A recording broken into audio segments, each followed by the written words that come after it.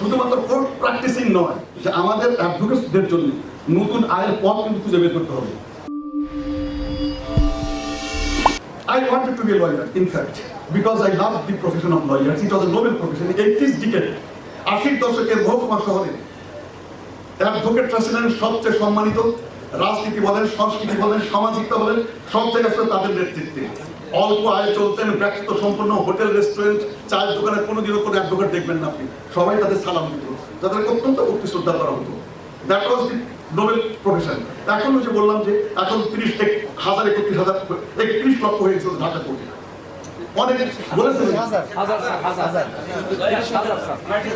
Sorry হ্যাঁ 30,000। এখন একজন জজ সাহেব উনি হচ্ছেন কাউন্টার অফ জাজ, and advocate is a counter of জাজ।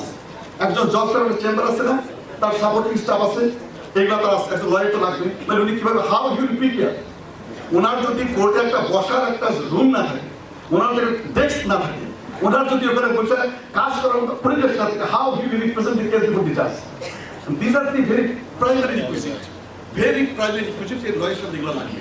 তাদের একটা আয়ের ব্যবস্থা থাকা দরকার। He is an officer of the court. A judge must look into it. আমরা দেখেছি যখন নিচের কোর্টে কাজ করতাম তখন একটু বেশি করে দেখতাম। পৃথিবীর বিভিন্ন জায়গায় আমরা বিভিন্ন কারণে যাওয়া হয়।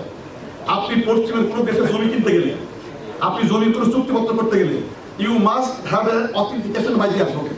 লাগবে না? আমার দেশে লাগে না কেন? আমি বলি যে আমাদের অ্যাডভোকেটসদের জন্য নতুন আয়ের পথ কিন্তু খুঁজে বের করতে হবে। You will have to ensure that they can survive modestly, at least modestly. আপনি যে কোয়ালিটি ধরে রাখতে চান, কোয়ালিটি ধরে রাখতে চাইলে আপনাদের কিন্তু নিউ অ্যাভিনিউ বের করতে হবে।